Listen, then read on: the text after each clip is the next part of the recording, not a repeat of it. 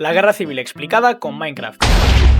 Todo comienza en 1931, cuando en España se proclamaba la Segunda República, un nuevo régimen que prometía democracia y esperanza, además de una transformación total del país. Todo parecía ir genial, pero el entusiasmo por este nuevo cambio pronto acabó, ya que desde el minuto 1 el país estaba completamente dividido. Por un lado estaban los progresistas, que querían modernizar España, separar la Iglesia y el Estado, darle más derechos a las mujeres y acabar con los privilegios de la antigua nobleza. Y por el otro los conservadores, que eran principalmente militares, terratenientes y personas del sector de la Iglesia y parte de la élite económica del momento, que defendían el orden establecido, es decir, el que había antes de la República, y temían que los cambios pusieran en riesgo la unidad y los valores tradicionales del país. Resultado, una tensión constante, como una olla a presión a punto de estallar. Durante los primeros años de la República se intentaron hacer reformas, como lo son la educación laica, es decir, sin una religión, la reforma agraria, el derecho al divorcio o el derecho al voto femenino. Pero cada cambio venía con protestas, huelgas, boicots o incluso levantamientos de diferentes partes del país. Era imposible contentar a todos. Mientras por un lado los progresistas consideraban que las reformas no avanzaban lo suficientemente rápido, los conservadores creían que esos cambios podían poner en peligro la estabilidad del país y se negaban a que ocurrieran. Ambas partes veían la situación desde perspectivas muy distintas y cada una creía tener la razón. Y finalmente todo esto nos lleva a 1936, cuando la cosa ya estaba cardía. Es que además literalmente había asesinatos políticos, iglesias quemadas, huelgas salvajes y un ambiente general de que todo iba a explotar en cualquier momento. Y finalmente explotó. El 17 de julio de 1936, un grupo de militares se rebeló contra el gobierno de la República. Básicamente querían hacer un golpe de estado rápido, fácil e instaurar un régimen militar, pero no contaban con que mucha gente no iba a quedarse de brazos cruzados, y lo que iba a ser un golpe de estado rápido se convirtió en una guerra civil que duró 3 años, una guerra entre dos bandos completamente opuestos. Por un lado, los sublevados o nacionales, es decir, los que hicieron el golpe de estado, que básicamente estaban formados por conservadores, monárquicos, militares, falangistas y todos los que soñaban con volver a una España tradicional, católica y monárquica. El golpe fue planeado por varios altos mandos del ejército,